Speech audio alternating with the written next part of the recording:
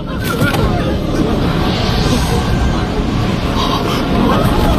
就扫射全场。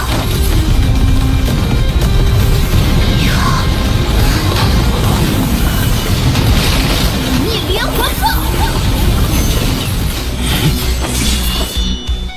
Alright guys, balik lagi sama Ketua Sekte. Gimana kabar teman-teman semuanya? Baik-baik aja ya kan?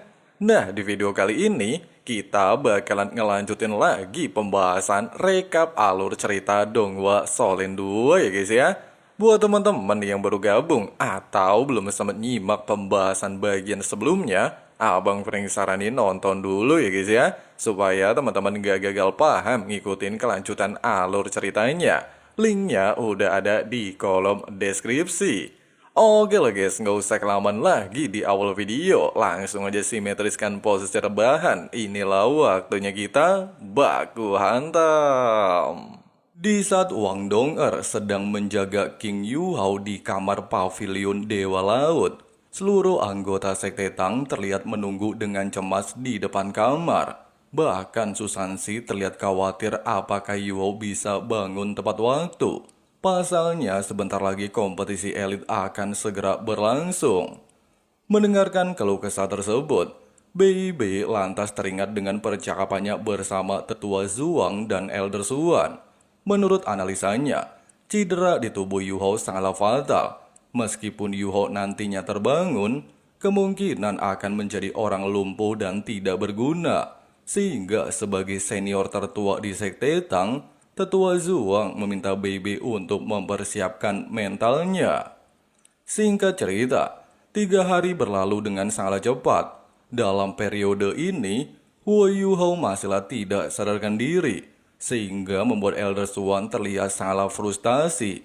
Bahkan Tetua Zhuang sebagai dolo penyembuh saja tidak bisa mengatakan apapun. Keesokan harinya, di saat Dong'er baru saja bangun bobo dan hendak meninggalkan kamar dengan wajah murung melihat kekasihnya masih saja tidak sadarkan diri, dia tiba-tiba saja dikejutkan dengan suara Huo Yu Hao memanggil namanya. Meskipun Wang Dong'er merasa bahagia calon suaminya akhirnya tersadar, tapi melihat Yu Hao terluka fatal dan hampir koit, masihlah membuat hati Dong'er merasa sangat sedih. Dia bahkan bertanya kepada Yu Hao, kenapa dia melakukan tindakan bodoh seperti ini. Yu Hao menegaskan, ketika melihat Dong'er di ambang kematian, dirinya baru menyadari betapa pentingnya Dong'er di dalam hatinya. Oleh sebab itu, tidak peduli apapun konsekuensinya, dirinya tidaklah bisa kehilangan Dong'er, bahkan tidak akan membiarkan satu orang pun mengambilnya. 我们都要一起面对啊！我爱你。 Beberapa saat kemudian, setelah Tetua Zhuang melakukan pemeriksaan di seluruh tubuh Yu Hao, dia menemukan sebuah kesimpulan, di mana racun api paling parah saat ini berada di dalam jantungnya. Jika terjadi hal yang tidak diinginkan, maka hal itu bisa saja merenggut nyawa Yu Hao. Oleh sebab itu, mereka harus segera melakukan operasi mengeluarkan racun tersebut. Meskipun seluruh anggota Sekte Tang termasuk Dong'er sempat merasa panik mendengarkan hal itu, tapi Yu Hao menegaskan, dia sangatlah percaya dengan metode pengobatan Tetua Zhuang, sehingga dengan penuh keyakinan, Dong'er pada akhirnya menyetujui hal tersebut. Tidak berselang lama, seluruh anggota 7 Monster Strike bersama Guru Fan Yu dan Guru Zoe terlihat berkumpul di depan ruang operasi. Sementara Tetua Zhuang segera memulai persiapan.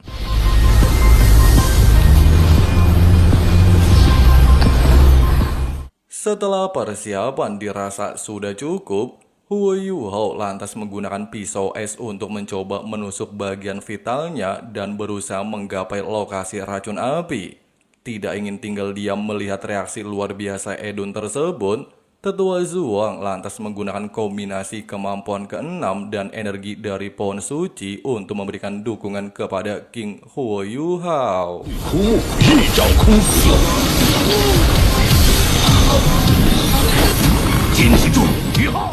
Tidak membutuhkan waktu lama di saat fluktuasi semakin meningkat, racun api pada akhirnya berhasil dikeluarkan dari jantung Yu Hao. Bahkan Elder Swan dengan cepat menempatkan racun tersebut ke dalam botol araknya, sehingga bisa menghindari hal yang tidak diinginkan. Meskipun ancaman terbesar di tubuh Yu Hao berhasil dikeluarkan, tapi dengan adanya atribut es langit dan bumi, Yu Hao saat ini masihlah tidak bisa menggerakkan beberapa bagian tubuhnya, bahkan hanya bisa menggunakan kemampuan 3 cincin rohnya saja. Mendengarkan hal itu, Elder Swan lantas meminta Yu Hao untuk banyak beristirahat dan tidak memikirkan kompetisi, serta menyerahkan hal itu kepada Bebe dan anggotanya. Bukannya menuruti perintah tersebut, serta mengingat Bebe dan Tangya sangatlah peduli kepadanya, Yu Hao lantas bertekad untuk terus maju membawa nama Sekte Tang. Terlebih lagi untuk sementara waktu, dirinya bisa menyalurkan energi surga dan bumi ke dalam tangan dan kedua kakinya. Meskipun hal itu dianggap tindakan bodoh dan bisa membuatnya lumpuh selamanya, namun sayangnya Yu Hao tetaplah bersikeras. Bahkan kali ini Dong Er juga mendukung keputusan tersebut. Sehingga Elder Swan tidaklah bisa berkata apapun lagi, hanya meminta Yu Hao untuk segera memulihkan kondisinya dalam waktu setengah tahun. Di sisi lain, tim Shrek terlihat melakukan latihan di bawah bimbingan Wang Qiu'er. Meskipun Dewa Bin sempat menggunakan kemampuan ketiga transformasi harimau putih, namun hal tersebut masihlah belum mampu mengimbangi kekuatan Wang Qiu'er. Bahkan ketika suruh anggota turun tangan bekerja sama melawannya, hal itu masih saja tidaklah membuahkan hasil. Seiring berjalannya waktu berlatih sepanjang hari, tidak terasa mereka akan segera berangkat menuju kompetisi esok hari. Bahkan Wang Qiu'er bertekad untuk mengalahkan Yu Hao dan Sekte Tang di kompetisi nantinya. Keesokan harinya, sebelum pergi menuju kerajaan Matahari Bulan, seluruh anggota Sekte Tang kini menggunakan penampilan baru ciri khas dari Sekte Tang dengan warna biru tua.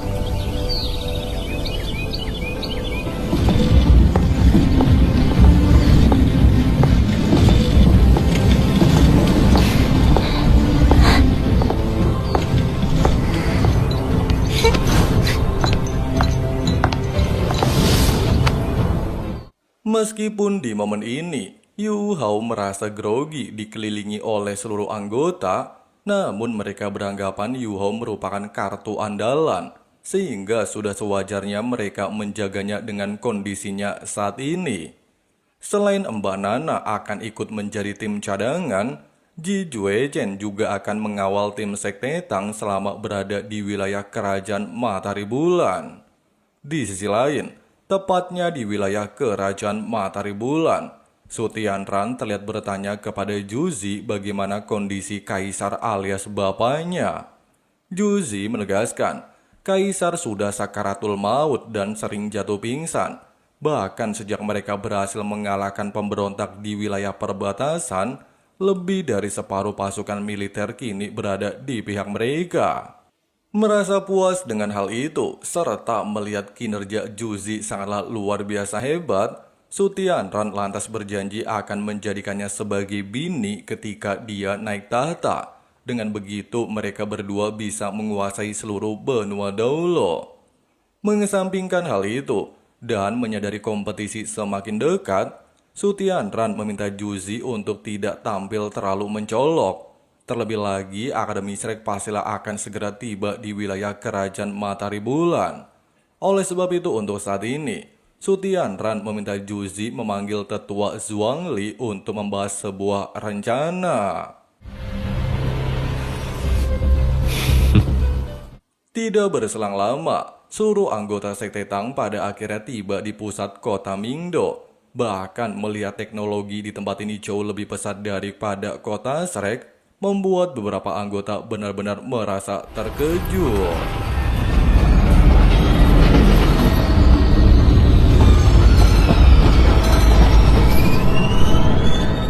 Tidak membutuhkan waktu lama, mereka akhirnya tiba di Hotel Mingyu dan langsung disambut oleh sebuah robot. Bahkan meminta mereka memasuki hotel untuk segera mendaftarkan diri sebagai peserta kompetisi. Baru saja memasukinya, serta melihat begitu banyak orang di tempat ini, membuat mereka tersadar ada beberapa akademi dan sekte yang juga ingin mendaftar. Bahkan menurut Yu Hao, ada lebih dari separuh kekuatan benua Doulo saat ini berada di tempat ini. Di tengah-tengah perjalanan, BIB lantas meminta seluruh anggota untuk menunggunya, di mana dirinya berniat untuk mendaftarkan sekte Tang. Hanya saja di saat dia baru saja melangkah, BIB tanpa sengaja melihat sesosok wanita mirip sekali dengan Tang Ya. Meskipun dengan kemampuan deteksi spiritual, Yu Hao membenarkan gadis tersebut adalah Tang Ya, namun terlihat memiliki aura jahat hingga membuat mata spiritualnya mengalami reaksi.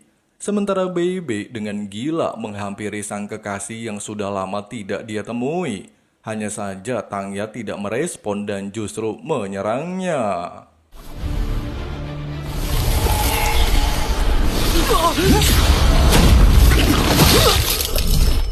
Melihat adanya Dolo Zhangpeng bersama rombongan Tang Ya, sontak saja membuat Yu Hao merasa ada hal janggal.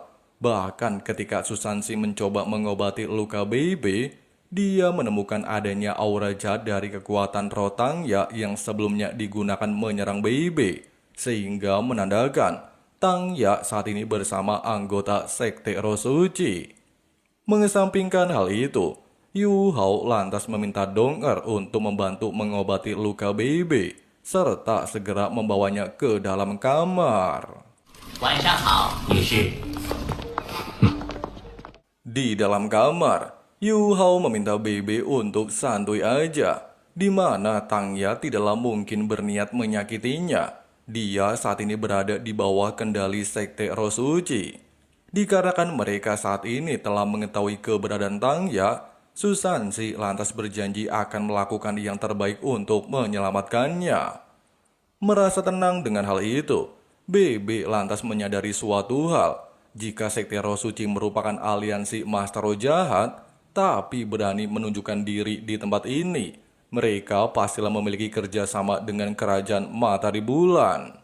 Jika tebakannya ini benar, kemungkinan Kerajaan Matahari Bulan yang akan dipimpin oleh Pangeran Sutianran memiliki ambisi lebih besar daripada menghancurkan Akademi Shrek. Oleh sebab itu, demi mengantisipasi hal yang tidak diinginkan, BB meminta Yu Hao untuk segera menemui Putri Jiu Jiu. Tidak ingin tinggal diam, Dong lantas berniat untuk ikut bersama Yu Hao. Asalkan mereka bisa menjalin kerjasama dengan Kerajaan Xinglo, maka hal itu akan menguntungkan kedua belah pihak di masa depan. Singkat cerita, King Yu Hao bersama Dong terlihat menemui Putri Jiu Jiu dan menjelaskan seluruh kejadian yang mereka alami sebelumnya, sehingga membuat Putri Jiu Jiu sempat terkejut mendengarkan hal tersebut. Menyadari jika Kerajaan Rio notabene merupakan musuh 4 kerajaan besar, serta saat ini memiliki hubungan dengan Sekte Roh Suci, maka kemungkinan memanglah ada niat tersembunyi, sehingga Putri Jiu Jiu berniat untuk segera melaporkan masalah tersebut kepada pihak Kerajaan Xinglo. Baru saja menyelesaikan diskusi singkat dan mendengar suara wanita begitu familiar di telinga Yu Hao, dia lantas menanyakan, apakah Weina merupakan anggota keluarga kerajaan?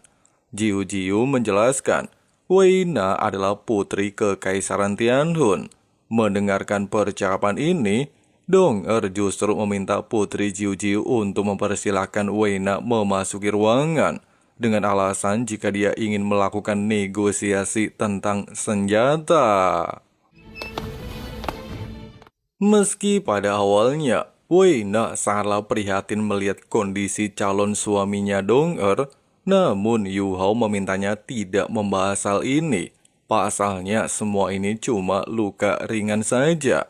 Di waktu yang sama, setelah mendengar cerita Putri Jiu Jiu bahwa Sekte Roh Suci bersama Kerajaan Matahari Bulan melakukan kerjasama dan kemungkinan akan terjadi perang besar, Weina lantas bertanya, apa rencana Jiu-Jiu selanjutnya.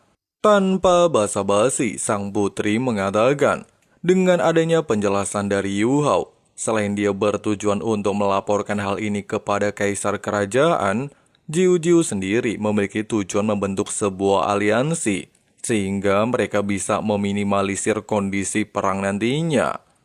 Wang Dong'er jelas menyetujui saran Jiu-Jiu, di mana ternyata kedatangan mereka berdua menemui sang putri untuk mengajaknya bekerja sama, tetapi bukan mewakili Akademi Shrek, melainkan mewakili Sekte Legend alias Sekte Tang. Tidak sampai di sini, Dong'er lantas menunjukkan busur Panazuge yang telah dimodifikasi oleh Yu Hao.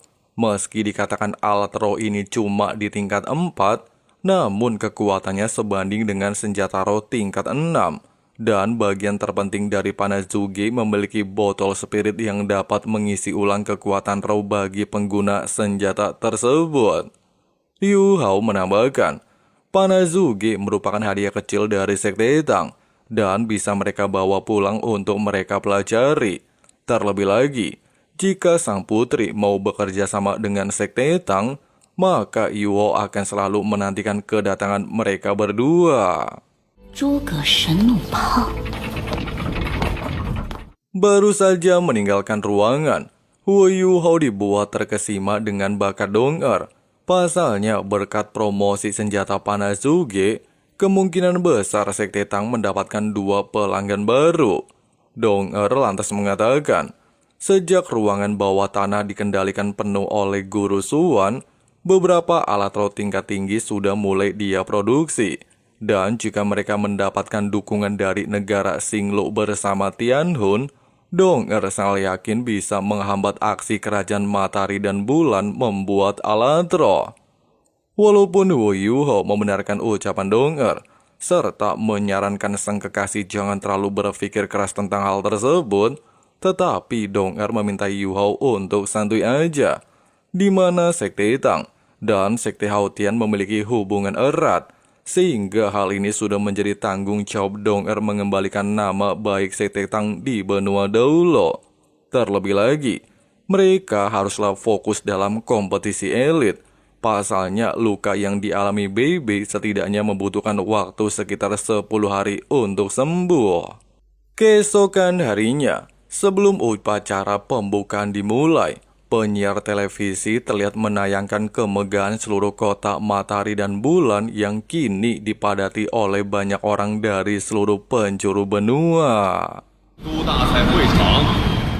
Selain pembawa acara mengucapkan selamat datang di arena kompetisi Elite Master Roh, dia juga menyambut lebih dari 160 tim perwakilan dari kalangan akademi ataupun sekte besar yang turut ikut serta dalam kompetisi, lalu meminta seluruh peserta naik ke atas panggung.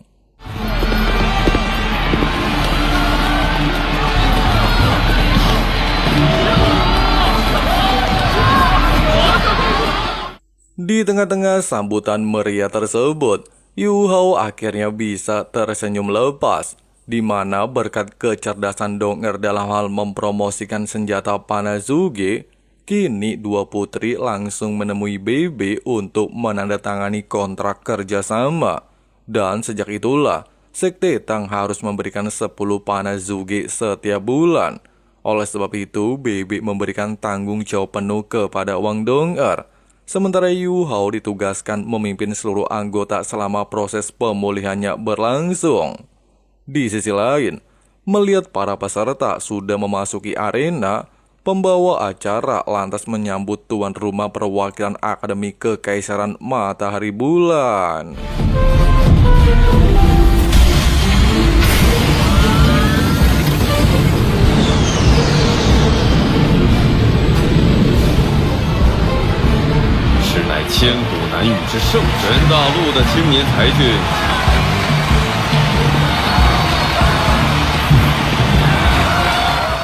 Sementara itu, di saat Xiu merasa kagum menyaksikan acara pembukaan ini, serta dihadiri langsung pihak keluarga besar Matahari Bulan, tim pasukan tentara lain mulai bermunculan.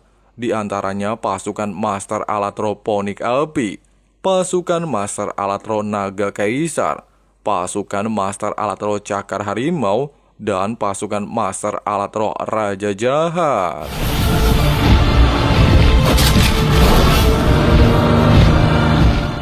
Di waktu yang sama, melihat kedatangan Pangeran Sutianran, sontak saja menarik perhatian Hei Caito. Pasalnya, Sutianran memiliki sebuah rencana untuk naik tahta dan menjadi kaisar selanjutnya. Bukan hanya Skin Claude saja yang memperhatikan Sutianran, Wu Yuo sendiri merasa terkejut melihat sosok Dolo Naga Long Xiaoyao mengawal Pangeran Sutianran, sehingga dia beranggapan jika tebakannya selama ini memanglah benar. Bahkan menurutnya, dengan bergabungnya Sekte Roh Suci bersama Kaisar Matahari dan Bulan, hal itu sudah menandakan situasi benua Daulo kini diambang kehancuran. Belum sempat berpikir lebih jauh, Mbak Juzi lantas mengatakan sebagai perwakilan keluarga besar kekaisaran, selain mengucapkan selamat datang atas kehadiran para tamu undangan, dia juga mengumumkan kompetisi elit Master Roh telah resmi dimulai.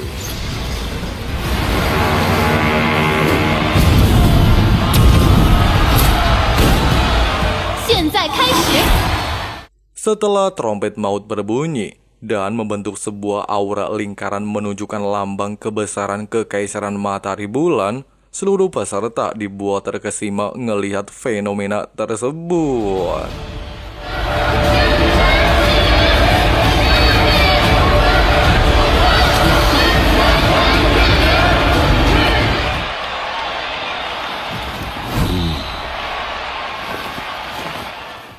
Singkat cerita, wasit pertandingan terlihat memasuki arena, serta menyatakan bahwa pertandingan babak eliminasi penyisian pertama akan dilakukan oleh Sekte Pembunuh Naga menghadapi Kekaisaran Matahari Bulan, dan meminta kedua pihak untuk segera memasuki arena pertarungan. Meskipun seluruh penonton bersorak gembira menyambut kehadiran tim kesayangan mereka, namun di sini Yuho merasa janggal dengan pihak tuan rumah, di mana Kekaisaran Matahari Bulan secara terang-terangan mengubah aturan kompetisi menggantikan posisi Akademi Shrek yang seharusnya bertanding di babak pertama. Sementara itu, Jiang Nanan terlihat menganalisa format kompetisi kali ini, di mana setiap pertandingan terdiri dari babak penyisian. Selain harus bertarung dengan kemampuan tim, mereka juga melakukan pertarungan individu, sehingga dia beranggapan jika berhasil memenangkan pertandingan tersebut, maka setiap tim mendapatkan 5 poin. Garis besarnya, selama pertarungan individu berlangsung, jika seorang anggota bisa mengalahkan seluruh musuh, mereka tidaklah perlu melakukan pertandingan tim. Mendengarkan percakapan ini, sontak saja menarik perhatian Hei Caito. Pasalnya dari segi kekuatan individu, tim Kerajaan Matahari Bulan jauh lebih diuntungkan dari peserta lain, sehingga menandakan jika pertandingan ini berat sebelah. Baru saja menyelesaikan anggapan tersebut, sang wasit segera meminta perwakilan Matahari Bulan Meng Hongchen dan Sekte Pembunuh Naga alias Feng Shen memasuki arena pertarungan. Sebelum perbaku hantaman dimulai, menurut pendapat Susansi, aturan yang ditetapkan pihak kekaisaran cukup mengesankan, di mana seharusnya Akademi Shrek-lah yang melakukan pertandingan pertama sebagai juara sebelumnya, tetapi mengubah aturan kompetisi supaya tim kerajaan bisa memamerkan kekuatannya di hadapan semua orang, dan ternyata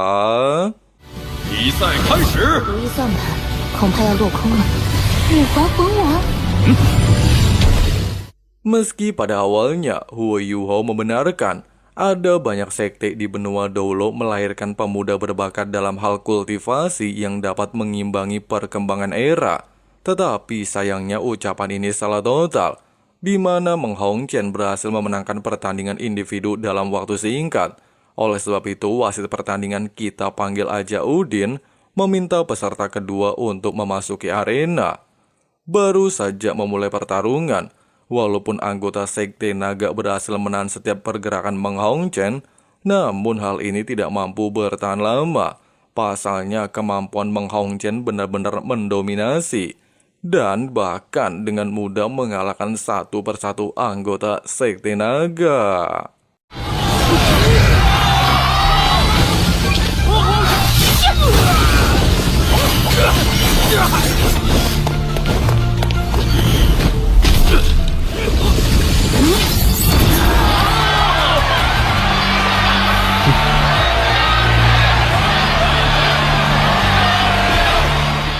Kemenangan telak solo versus sekuat jelas saja mengejutkan Hechito bersama Xiao, di mana Sekte Naga bukanlah tim lemah. Terlebih lagi mereka punya dua anggota 5 Cincin Roh yang dapat memenangkan pertandingan. Tapi di hadapan Meng Hongqian mereka bukan apa-apa.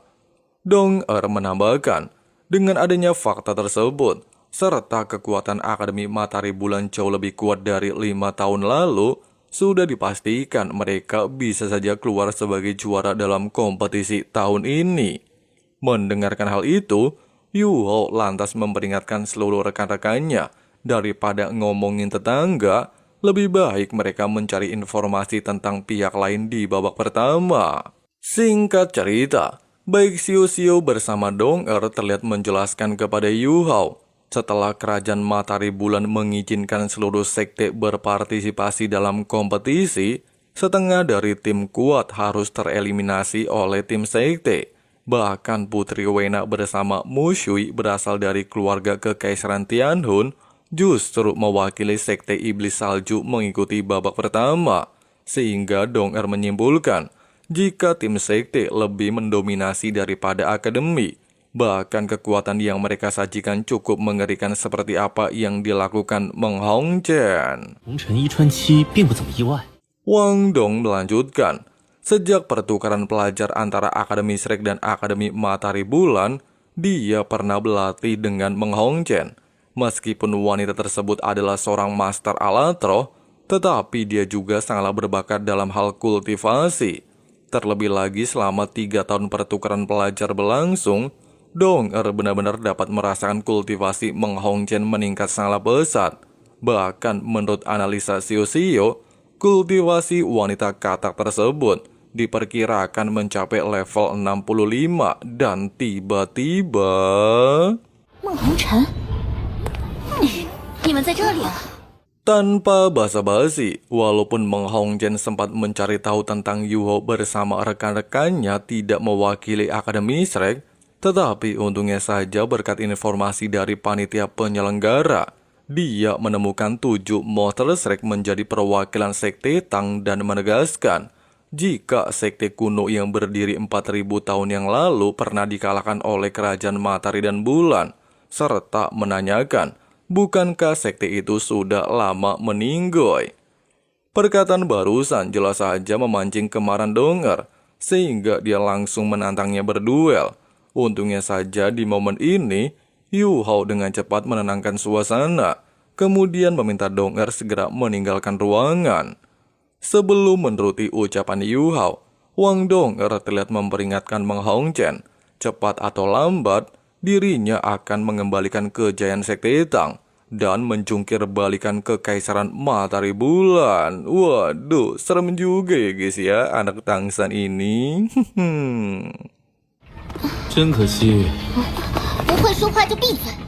Di hari kedua kompetisi elit Grand Continental, pembawa acara terlihat kembali memberikan sambutan kepada seluruh penonton, di mana pada hari ini tim Sekte Tang akan menghadapi tim Sekte Longmen. Bahkan selain Pangeran Sutianran, Guru Kekaisaran dan juga Mbak Juzi kembali hadir untuk menyaksikan jalannya pertandingan. Mendengarkan wasit meminta tim Sekte Tang dan tim Sekte Longmen memasuki arena pertandingan, seketika membuat Pangeran Sutianran merasa sangatlah familiar. Pasalnya menurut ingatannya dalam perang 4000 tahun yang lalu, aliansi 3 kerajaan besar menggunakan senjata rahasia dari Sekte Tang.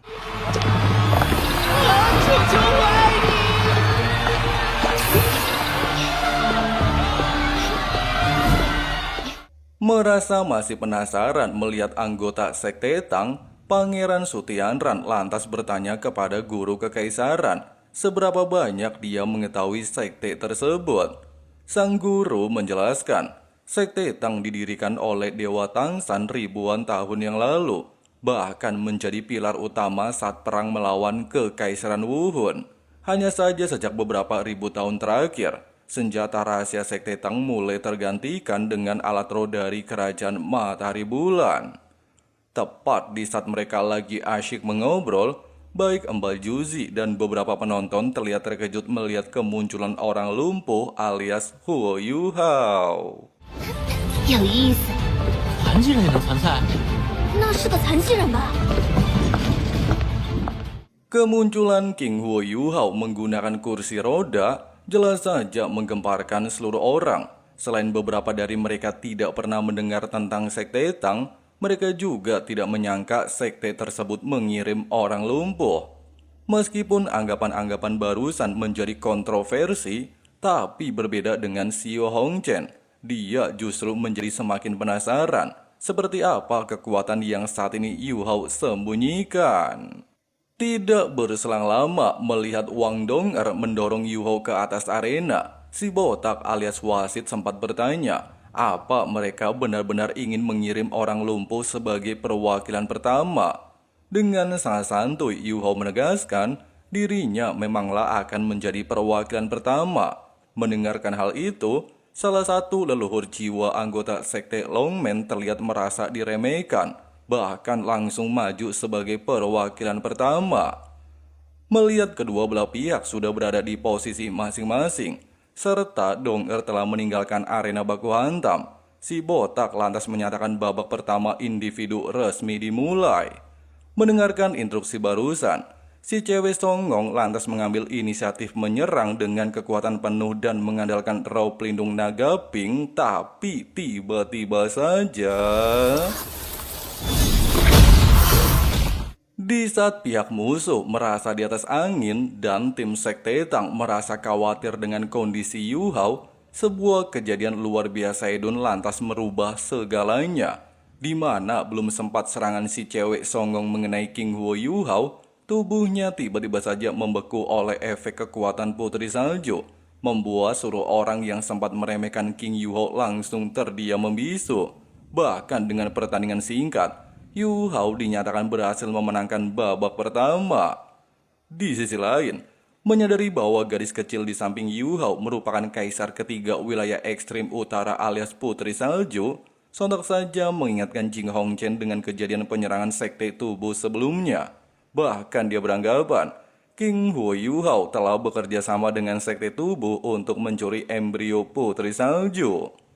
Mengesampingkan pikiran tersebut, pertandingan kembali dilanjutkan. Bahkan hanya dalam waktu singkat, Yuhao berhasil memenangkan beberapa pertandingan.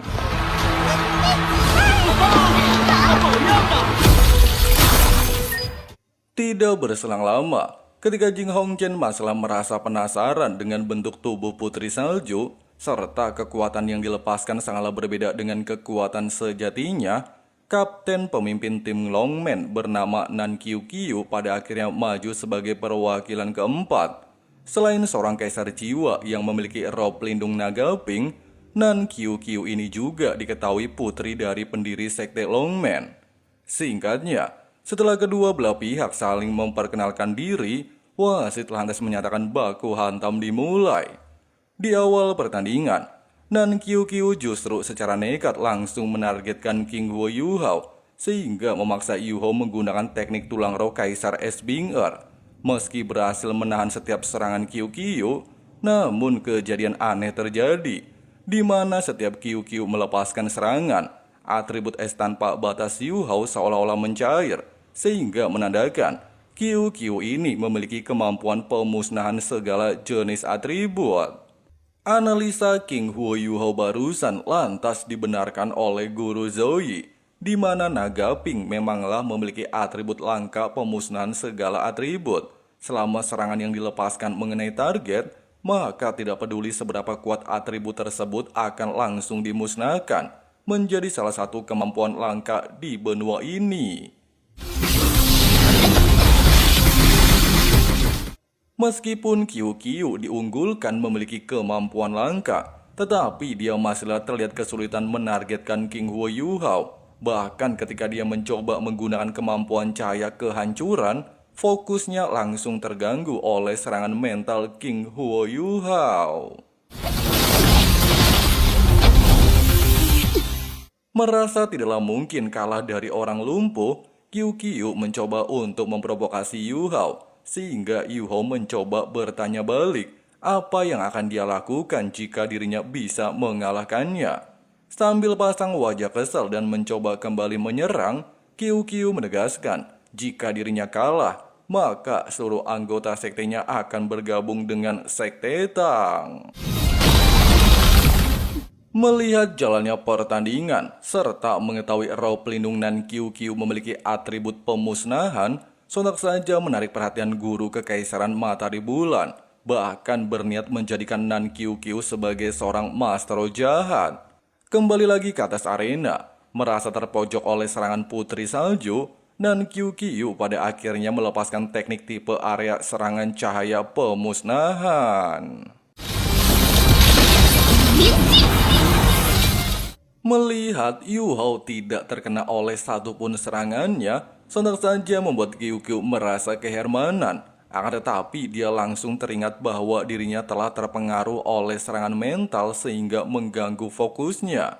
Yuhao menegaskan, tidak peduli seberapa banyak serangan cahaya pemusnahan di bawah teknik serangan mentalnya, maka Qiu tidaklah mungkin bisa menargetkan dirinya.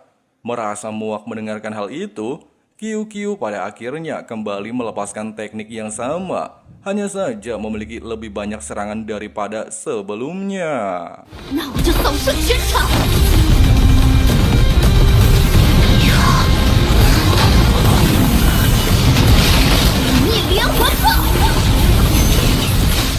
Lagi dan lagi, meskipun serangan Qiu lebih hebat dan memiliki daya ledakan, tetapi masih saja tidak mampu menyentuh tubuh King Huo Yuhao. Terlebih lagi, kemampuan serangan mental Yuhao berasal dari Sky Dream, binatang roh jutaan tahun, sehingga bagaimana mungkin mampu ditekan oleh serangan tingkat rendah. Mulai menyadari Yuhao memanglah kuat, Nan Qiu pada akhirnya melepaskan teknik terkuatnya yang disebut Cakar Naga Pemusnahan, sehingga memaksa King Yuhao menggunakan teknik ketiga telapak tangan Putri Salju untuk memblokirnya. Di saat Nan Qiu merasa Herman kemampuan terkuatnya mampu diblokir begitu saja, serta beranggapan Yuhao tidaklah mungkin melakukan hal itu, Yuhao lantas menegaskan, setiap serangan membutuhkan kekuatan roh, bahkan teknik yang baru saja dirinya tunjukkan sangatlah overpower. Jika pemusnahan menjadi kekuatan andalannya, maka Yuhao meminta Qiu untuk tidak berharap lebih bisa mengalahkannya dalam hal kekuatan roh. Merasa muak mendengarkan bebacot no jutsu barusan, Nan Qiu lantas kembali menggunakan teknik yang sama, bahkan dengan seluruh kekuatan rohnya. Tepat di saat Cakar Naga Pemusnahan baru saja terbentuk, cincin kedua dan keempat Yuhao bersinar. Selain menggunakan kemampuan ilusi, Yuhao juga melepaskan kemampuan gangguan mental, sehingga mampu memecahkan konsentrasi Qiu serta mematahkan kemampuan tersebut. Menyadari tidaklah mungkin melanjutkan baku hantam, Nan Qiu pada akhirnya mengakui kekalahan. Bahkan dia mengatakan Sekte Longman menyerah dari pertandingan, sehingga dengan hasil seperti ini, King Huo Yuhao berhasil membawa tim Sekte Tang memenangkan seluruh pertandingan. Di sisi lain, dan menyadari Yuhao tidak biasa, Su Tianran terlihat bertanya kepada Juzi, apakah dia tahu tentang tubuh jiwa yang sebelumnya Yuhao gunakan. Terlebih lagi, Juzi pernah belajar bersama dengan Yuhao di bawah bimbingan Suan Ziwen. Juzi menegaskan, dirinya tidaklah mengetahui banyak tentang Yuhao. Terlebih lagi, dirinya hanya bersama Yuhao selama setengah bulan saja, sehingga pemahamannya tentang Yuhao sangatlah terbatas. Hanya saja dirinya mengetahui Yuhao memiliki roh pelindung ganda. Di tengah-tengah percakapan ini, Jing Hongchen lantas meminta Su Tianran untuk segera menghabisi Yuhao, sehingga membuat Mbak Juzi benar-benar terkejut mendengarkannya. Hong Chen menegaskan, tubuh jiwa yang saat ini bersama Yu Hao merupakan putri salju yang sempat dicuri dari aula kebajikan. Selain itu juga, Yu Hao merupakan salah satu anggota Akademi Shrek yang sempat menjadi juara di kompetisi sebelumnya. Meskipun saat itu Yu Hao hanya memiliki 3 cincin roh, tapi dia berhasil menunjukkan bakat luar biasa Edun. Bahkan ketika pertukaran pelajar, Yu Hao juga menunjukkan bakat luar biasa dalam hal membuat sebuah alat roh. Sedangkan ketika perjalanan kembali ke Akademi Shrek, Yu Hao berhasil meloloskan diri dari sergapan Kaisar Naga Long Xiaoyao. Dengan alasan tersebut, serta jika membiarkan Yu Hao tetap hidup dan berkembang, maka anak itu bisa menjadi ancaman besar bagi kerajaan Matahari Bulan. Singkat cerita, setelah beberapa hari kompetisi berlangsung, dari 167 tim, kini hanya tersisa 84 tim melaju ke babak kedua. Sedangkan di hari ini, tim Akademi Shrek yang dikenal menjadi juara bertahan akan maju melakukan pertandingan melawan tim Sekte Tianli.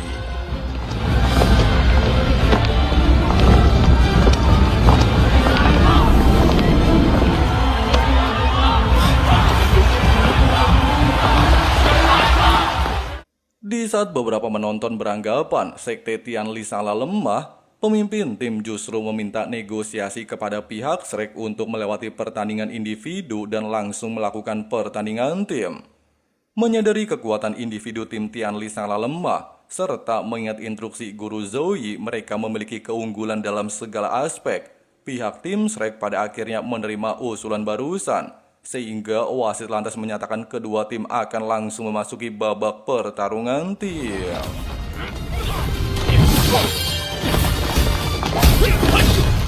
Menyadari kemampuan tim Shrek gak ada obeng, ketua tim lantas meminta seluruh anggota segera membentuk formasi penyatuan kekuatan 7 anggota. Sehingga tidak heran kenapa mereka lebih memilih melakukan pertandingan tim dengan teknik rahasia seperti ini.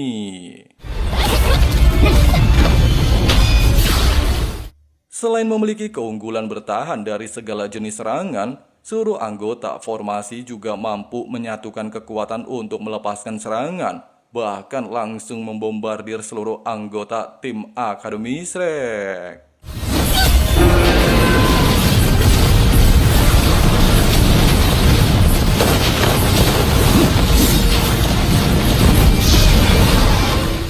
Tidak tinggal diam, Ning Tian lantas memberikan 3 kemampuan dukungan kepada Wang Qiu'er untuk menghancurkan perisai musuh. Bahkan meski seluruh anggota musuh mencoba menghentikan pergerakan Qiu'er, di waktu yang sama, Xie Huanyu melepaskan teknik penghenti waktu, sehingga memberikan waktu kepada Qiu'er melakukan tugasnya.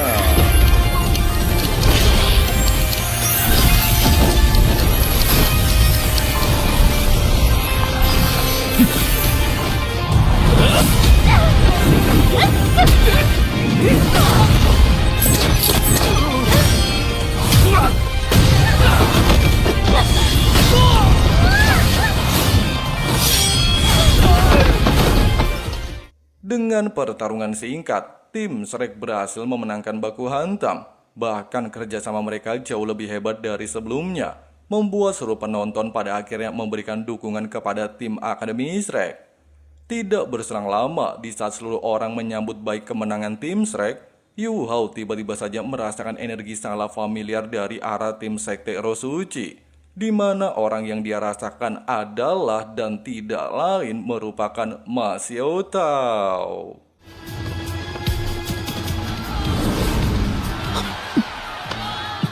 Di sisi lain, ketika Meng Hongzhen beranggapan tim Shrek tetaplah kuat tanpa adanya Huo Yu Hao, Guru Ma justru beranggapan lain.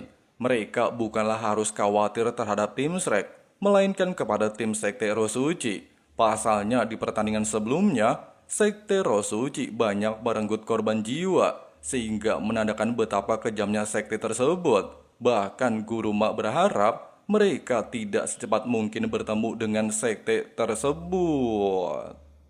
Setelah pertandingan berakhir, seluruh anggota tim Sekte Tang menyempatkan diri mendatangi ruangan Bei Bei untuk melihat kondisinya.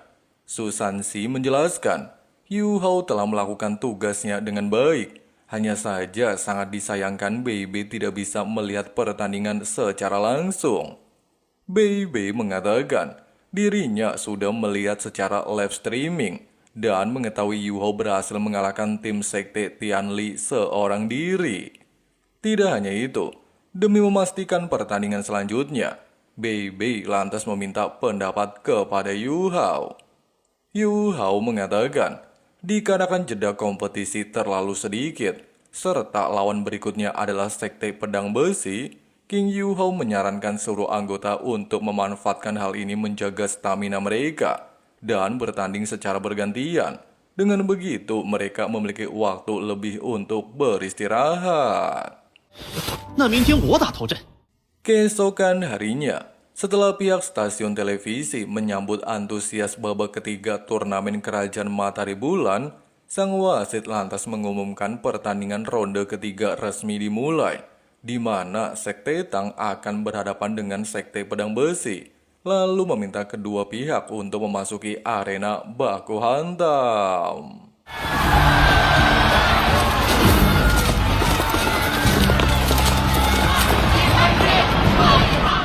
Tidak berselang lama, melihat kedua pihak berada di Beach Arena, Botak Plontos menyarankan peserta individu ronde pertama untuk mempersiapkan diri.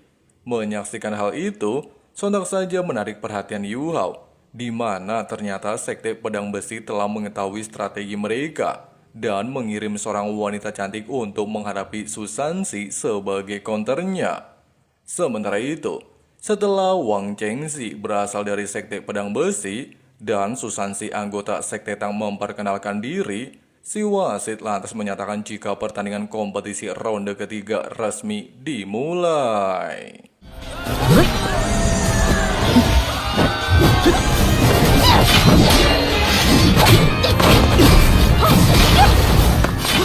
Di awal perbaku hantaman, walaupun serangan jarak dekat Wang Chengxi beserta tebasan pedang berhasil membuat Susansi dalam posisi terdesak, tapi untungnya saja berkat adanya Tameng Xuanwu, Susansi berhasil membalikan keadaan, sehingga membuat Wang Chengxi hanya bisa terdiam. Pada awalnya, Susansi menyarankan wanita ini untuk suren aja, pasalnya dia tidaklah ingin melukai wajahnya. Bukannya menuruti saran tersebut, Wang Chengxi justru menggunakan teknik andalan roh ular kadut.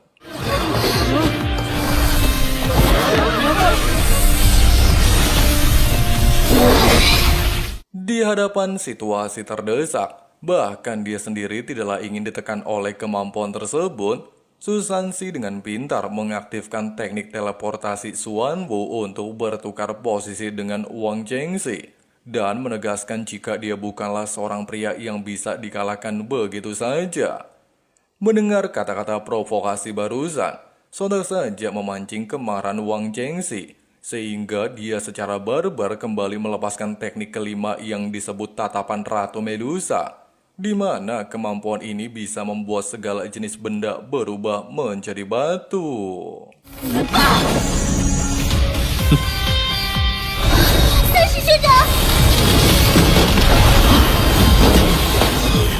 Tepat di momen ini, sambil menghindari kemampuan tatapan Ratu Medusa, bahkan serangan yang dilepaskan Wang Chengxi nyaris saja mengenai tubuhnya, Susansi dengan cepat mengaktifkan perisai Xuanwu untuk memblokir tatapan Ratu Medusa.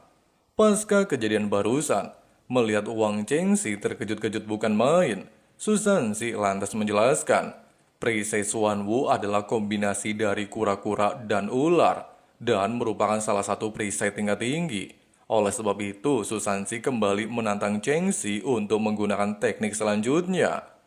Merasa tertantang dengan ucapan tersebut, Wang Chengxi tanpa terduga memulai serangan.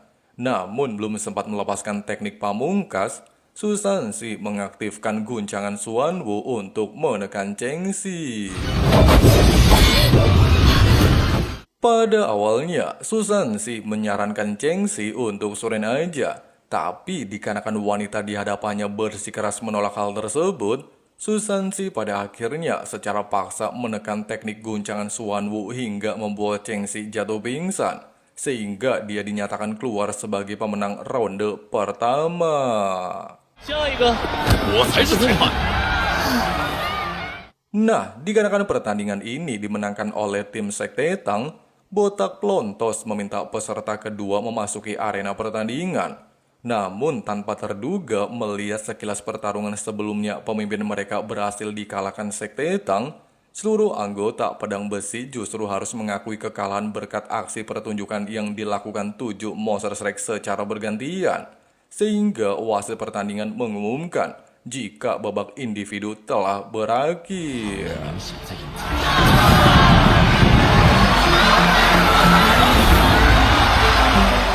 Malam harinya, selain mengadakan acara kemenangan Sekte Tang, Huoyuo sendiri ternyata memberikan tugas rahasia kepada Mbak Nana, di mana selama beberapa hari terakhir melakukan penyelidikan di wilayah pasar gelap Mingdo, seluruh aliansi menolak bekerja sama menjual logam langka kepada mereka. Bahkan kabar yang pernah didapatkan Mbak Nana, aliansi tersebut mengadakan turnamen alatro dunia bawah.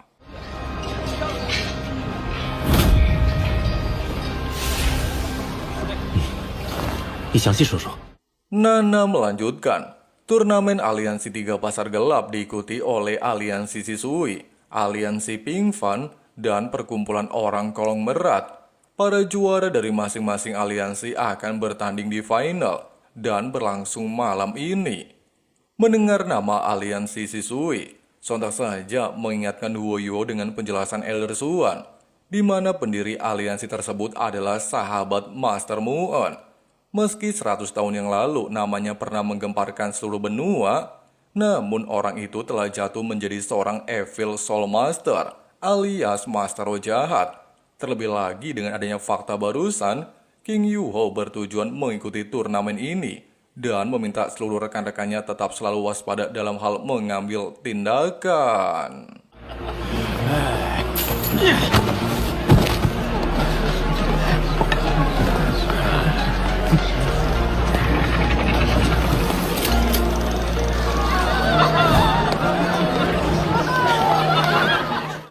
Sementara itu, ketika Huoyuo bersama Hechaito memasuki ruangan, seorang pria mabuk tanpa sengaja menabrak kursi roda, serta menganggap kalau pemuda di hadapannya adalah orang cacat, dan berniat untuk memberinya sedikit pelajaran.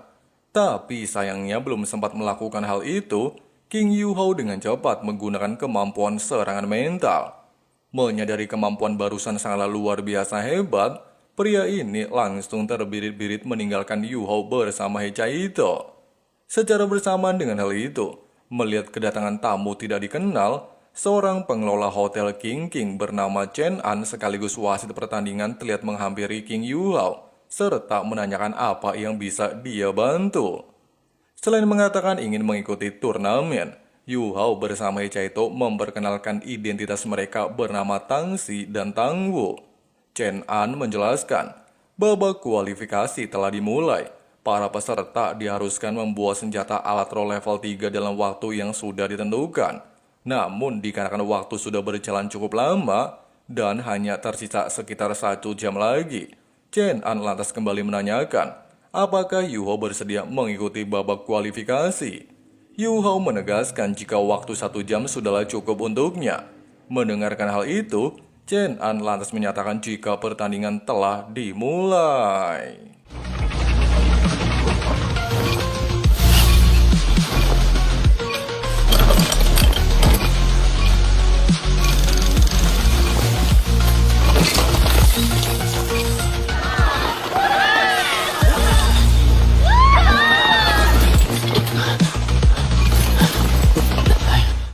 Singkat cerita, hanya membutuhkan sekitar 10 menit, King Yuho bersama Hechaito akhirnya berhasil menyelesaikan alat roh level 3. Meski hal ini sempat mengejutkan Chen An, tapi seorang pria entah siapa namanya, kita panggil aja Udin, terlihat menghampiri Yuho dan bertujuan untuk melakukan pemeriksaan, di mana si Udin merasa kepo jika Yuho bisa melakukan hal itu begitu cepat dan menganggap ada kecurangan. Di sisi lain, salah satu pengawal terlihat mendatangi ruangan Sutiandran serta melaporkan anggota Sekte Tang sedang menyamar demi mengikuti turnamen alat roh di Aliansi Shisui dan menegaskan jika seluruh bawahannya telah bersiap-siap untuk menunggu perintah. Mendapati laporan tersebut, baik Pangeran Sutiandran bersama Jing Hongchen lantas menyarankan si pengawal untuk memantau setiap pergerakan yang dilakukan anggota Sekte Tang dan jangan pernah membiarkan Yuho bersama rekan-rekannya memasuki babak final. Pasalnya jika hal ini benar-benar terjadi, bisa dipastikan menjadi ancaman terbesar nantinya. Sementara itu, di saat beberapa orang mulai beranggapan King Yuho telah berbuat curang, serta bersorak huru-hara meminta uang kompetisi dikembalikan, Yuho dengan santuy menyikapi anggapan tersebut dan menegaskan jika semua ditentukan oleh wasit pertandingan, sehingga dia meminta Chen An untuk menyelidiki si Udin. Meski Udin sempat mengelak hal tersebut dan beralasan jika Yuho tidak berani mempertunjukkan kepada mereka, bahkan memancing kemarahan He Chaito. Namun untungnya saja Yuho dengan cepat menghentikan Chaito. Pasalnya jika dia bertindak nekat, kemungkinan penyamaran mereka berdua akan terbongkar. Oleh sebab itu Yuho meminta Chaito untuk tenang menyikapi kejadian. Terlebih lagi dia masihlah memiliki sebuah rencana. Di tengah-tengah percakapan tersebut, seorang pengawal kerajaan Matahari Bulan telah mencoba menarik pelatup senjata menembak kepat ke arah Yuho. Namun untungnya saja berkat kemampuan deteksi dan belum sempat melepaskan peluru pistol, King Yuho dengan cepat menggunakan kemampuan gangguan mental. Terlepas dari insiden barusan, dikarenakan si Udin bersikeras meminta Yuho menunjukkan alat roh miliknya, King Yuho tanpa pikir panjang langsung melepaskan pistol meriam laser ke arah si Udin.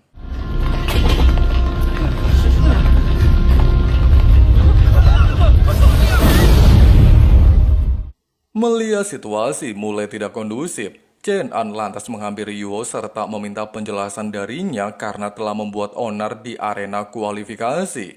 Bukannya menjawab perkataan ini, King Yuho justru menggunakan kemampuan proyeksi menyerang mental seluruh anggota Chen An, memperlihatkan aura merah kegelapan, serta menunjukkan sosok tinggi besar.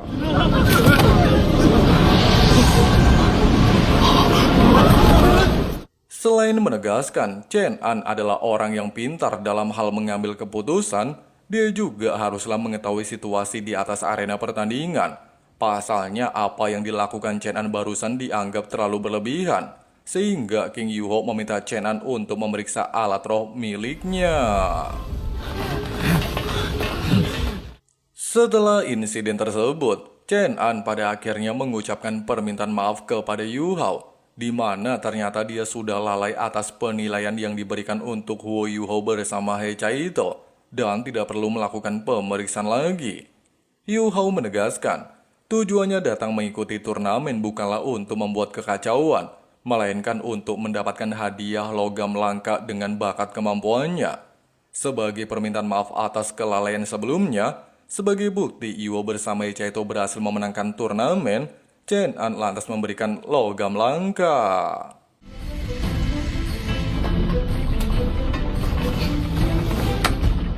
Singkat cerita, merasa penasaran melihat keterampilan Yuho, He Chaito lantas menanyakan, sebenarnya kemampuan apa yang digunakan sampai-sampai bikin direktur aliansi ketar-ketir.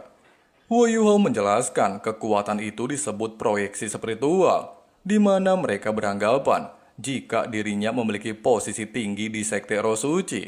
Dengan kata lain, aliansi Shisui bersama Sekte Roh Suci memiliki hubungan baik. Meski BB membenarkan ucapan Yuho serta mendapatkan perlindungan dari kerajaan Mingdo, tapi dia masihlah Herman, siapa orang di balik penyerangan ini. Mendengarkan hal itu, He Chaito lantas menduga jika aksi penyerangan sebelumnya berkaitan dengan kerajaan matahari dan bulan.